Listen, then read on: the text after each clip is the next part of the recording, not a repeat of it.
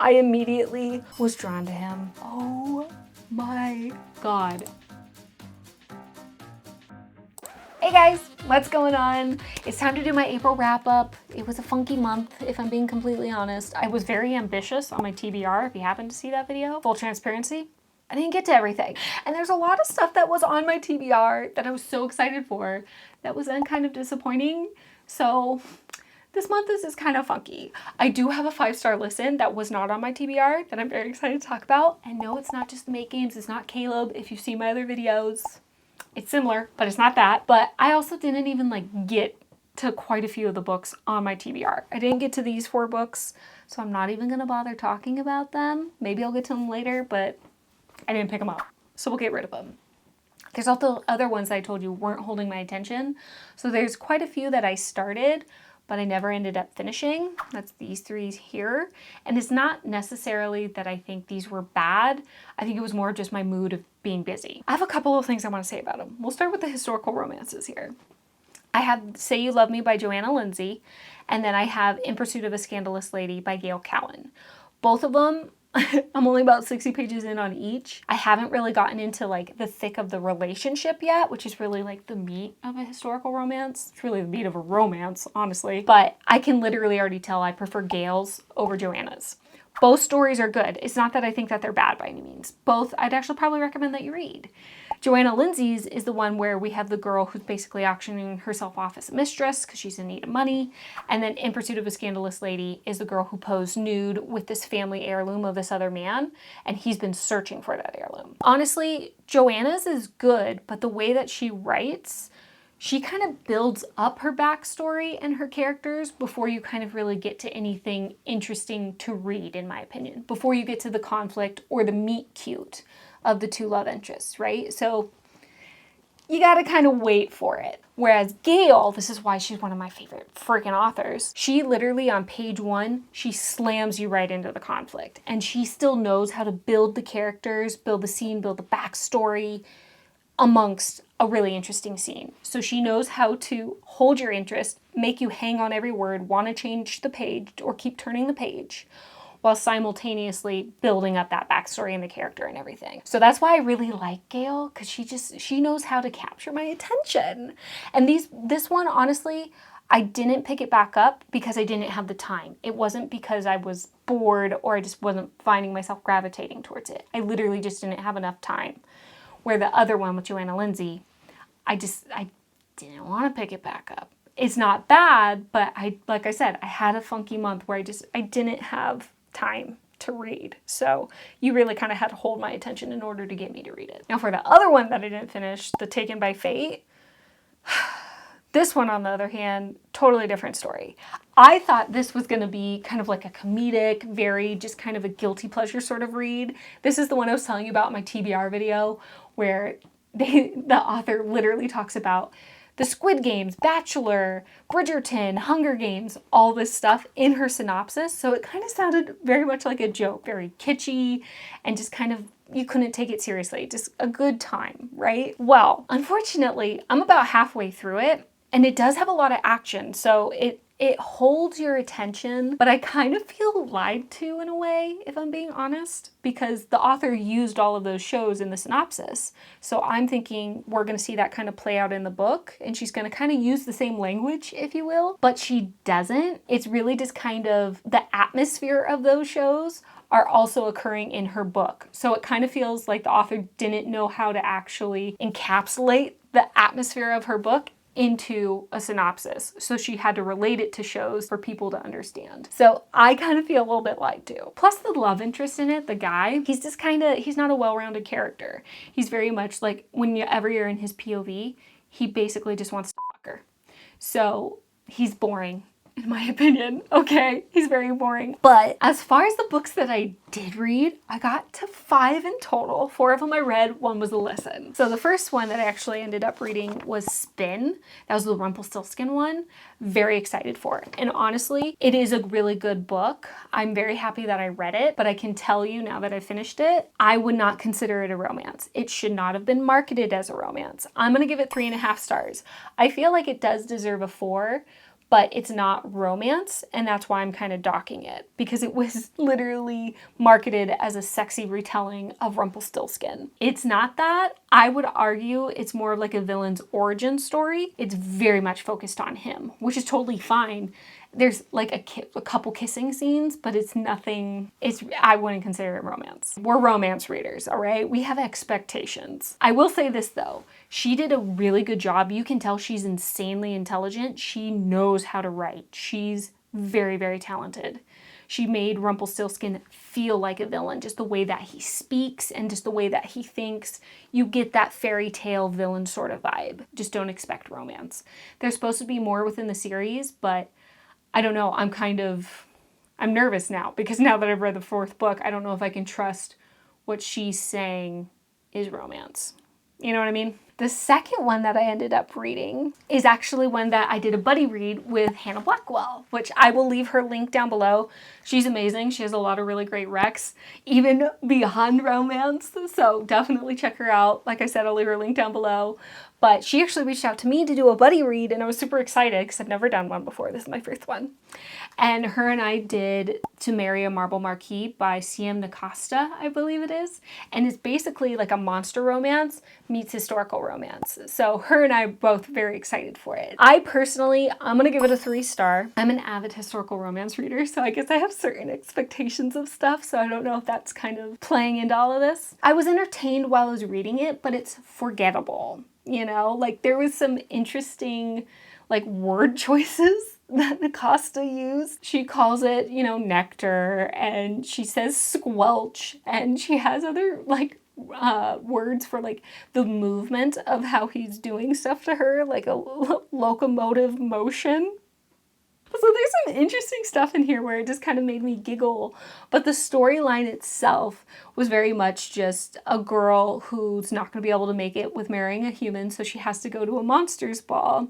And the Marble Marquee, the gargoyle, he's actually going to teach her like how to essentially attract a monster. But he's basically just being her tutor, if you will.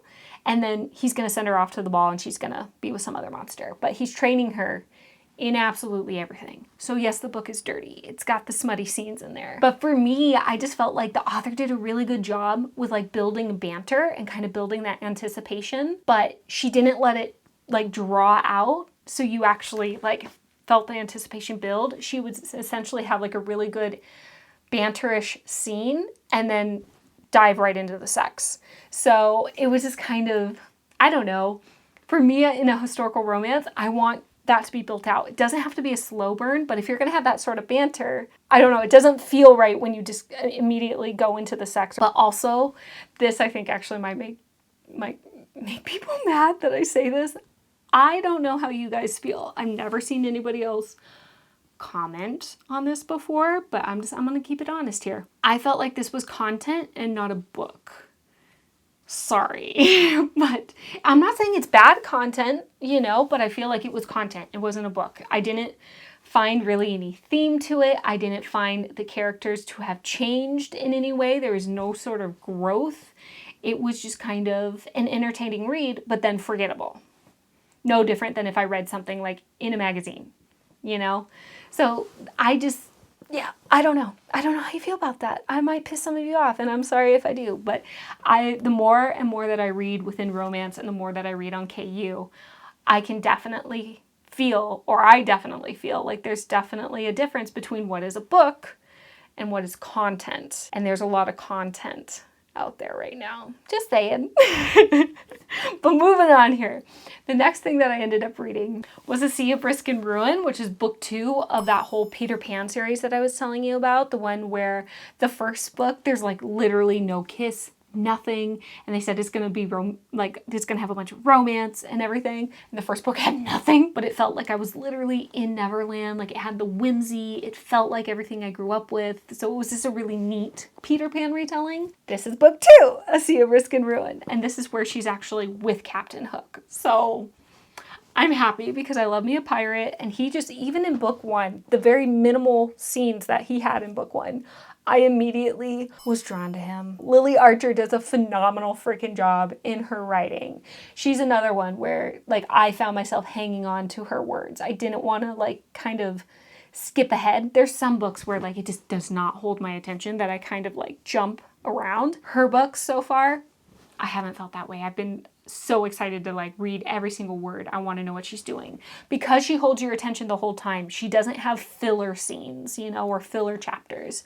She knows how to tell the entire story while simultaneously having the characters interact that you really want to focus on as a romance reader, having them constantly be there while the story is actually getting built. But you don't just feel like you're trapped in a room watching two people talk, you know? So I really appreciate that about her. I thought it was amazing. It still felt very fun, very action forward. We're not really actually in Neverland in this book, but she still did a great job with world building, but she's not like bogging you down with tons of world building. So it was good. It was a good book. And yes, we finally get some kissing. We also get some sex in this one. It's definitely still slow burn, but it's really good. She builds that anticipation. I highly, highly, highly recommend it. This so far is my favorite Peter Pan retelling. Absolutely, without a shadow of a doubt. And it makes me want to actually read more Peter Pan retelling, which is funny because I've never had a thing for Peter Pan, but hey, here we are. The next one here. This one's Ben-Hur. This is the Beauty and the Beast retelling that I was telling you about that I was absolutely freaking jonesing for because I was so excited. Well, the reimagining, really. The one where the Beast, he's actually a mage. He does actually shift into a beast form, I'm happy to tell you. And he's like a full-blown beast. It's almost like it lives inside him. They're one and the same person, but mentally in his head, it's almost like he has two personalities. So he turns into a full-on beast. He's actually a mage, very, very powerful mage. And our girl here, she's not kidnapped. I'm kind of not mad, I'm not gonna lie. The synopsis I felt was a little bit of a lie. I read the synopsis along with people's kind of like what they did in their comments saying about the book, and I felt like that was actually kind of pretty misleading. Essentially, we have a girl who was given to the beast in exchange for him to actually basically be a warrior in her father's war. She was given to him, but she doesn't actually know it. And she really wants to help her father kind of fight the war because they're fighting against the Deathless. Yeah, the Deathless, and they killed her mom. So she wants to be a part of it. That's why she asks him to teach her magic. And I wouldn't really call her a sweet girl. So the synopsis is really not what I told you guys in my past videos. I was definitely very bummed about that. The book itself was just kind of a disappointment. I had to force feed myself reading that book. I got through the whole thing because everyone was talking so amazingly about it in the comments that I tried to just get through it to see if I could find the good stuff. I didn't like it. I felt like the pacing and the story structure was just off. It felt really funky, but also it's a very degrading sort of romance. But that being said, it kind of felt like the author wanted to have that degrading sort of romance. That's the love interest that she wanted. She wanted Raim, he's the guy, to kind of have that degrading sort of appeal, but it didn't feel like his character was actually fully developed. So you'd have these degrading scenes, but you didn't really have an understanding of why it was happening. She kind of offhandedly mentions it, but it doesn't really fully make sense. That needed to have more substance to it to really justify what he was doing, in my opinion. So to me, it read like straight abuse. There was no sort of appeal to it. But also, I kind of feel like the author, she kept jumping back and forth between, do I want to focus on the romance or do I want to focus on the fantasy action sort of side? Personally, she should have focused on the romance in my opinion, and all the action sequences could have been minimized a lot, or could have been honestly told in a different way to support more of the romance. It just felt like jumping. Like the story didn't really know where it wanted to be. It wasn't great, in my opinion. I wouldn't recommend it. I'd give it 2.5 stars. I was really bummed about it, but it is what it is. I got through it. I don't recommend it. I'm not gonna read the other books. Okay, so for the last one here, this one, I listened to this one. This one's complete 5 stars. I absolutely adore it. If you've watched any of my videos recently, it's not the Make Games, the first series. It's the Make Games, the second series, which I didn't realize they had, but apparently they're gonna do like a 4-book series for each of the Four Horsemen. So I got a lot coming my way and I'm very excited. But all the actors that they use to do the Audible version, It's so good. They have such good actors. It's so much fun. This book, I haven't talked about this one before. So as far as the plot line actually goes through this one, we have a girl. She had an arranged marriage to this other vampire to create an alliance between the families because they were feuding. Very Romeo and Juliet in a way. But he kind of disturbs her. He's really into pain and suffering. She actually kind of likes that, low-key. But he kind of really creeps her out in the sense of she's worried that he's going to do something to her family. So she actually fakes her death to get out of the marriage. She ends up going up to Alaska. She goes to this hacker who can give her a new identity. He's a human, cursed human, but he's a human. And he's gonna end up being one of the love interests in her reverse harem. But he is more of like this mysterious sort of man, very gruff, very alpha. They're all alphas, of course. But he's very gruff, very mysterious, and he's an orphan, always been alone. He actually introduces her to these other two guys. They're twins, they're werewolf shifters. The first one, Ben, he's kind of like this grumpy sort of cinnamon roll, which I love him. He's so great. He just absolutely cherishes Rosalind, like absolutely cherishes her. And he has a stutter, and I don't know what it is, but the stutter, I like him. Okay, I like Ben a lot. He's fantastic. But his brother, his twin is like, he's like the comedic relief, and I shouldn't like him, you guys. I shouldn't like him. His name's Remy. He's a boy. Like that's what he is. He's a complete boy, but he's so much fun. He's the one, like if you saw my my pet names ranking video last week, he calls her baby girl all the time. Oh my God, love it. When he says it, like I'm just like, oh my God. And the actor who plays him, he does such a goddamn good job. So good, to the point where honestly, like you're listening to it and like it makes you like cringe and get uncomfortable because you feel like you're there. He does such a good job. He's my favorite right now. Next one is Gavin. He's essentially the vampire husband that she's getting away from. I kind of picture Scar, like his voice, it's kind of very kitschy in a fun way. It's just interesting how he talks. He elongates his words a lot. It's just very, I don't know. It's fun, it's different, but he's very much the villain. That's the love interest sort of persona for him. He's the villain. He's not the good guy. He doesn't want to share. He wants to get her back, even though she was running from him. All that jazz. He's the villain. And then lastly, this one apparently I don't believe is going to be a part of the reverse harem, but he does play into it, especially within this first book. This is Pan. Okay, this is the demon. She ends up, even though has this new identity in this city has a bunch of paranormal creatures. So she has to go to a demon, who Pan is, in order to mask her scent as a vampire. Something really terrible actually happened in this city with vampires. So everyone around here, if a vampire comes, they just kill him. So she needs to mask her scent, makes a deal with the demon, and now she smells like a fairy. But in exchange for that, she has to give her blood, her body, all that jazz. So Pan, he has this really bad kind of British accent, and he likes to use French terms of endearment. Again, if you saw my pet name video, he's the one that says ma petite monstre. But he has this really bad English accent that's really kitschy, but I'm kind of obsessed with it. He reminds me a lot of Crowley, the demon from Good Omens. Especially David Tennant's version of Crowley. That's what he reminds me of. But he's this big purple horned demon. He's fun. He's just like a very fun personality, very obsessive, will not share her at all, makes threats to her, how he's gonna essentially kill her other men if they do anything to her. So it's a really interesting dynamic, but they're kind of all together, right? Pan doesn't want her to be with these other guys. Her husband is still trying to find her, doesn't want her to be with these other guys.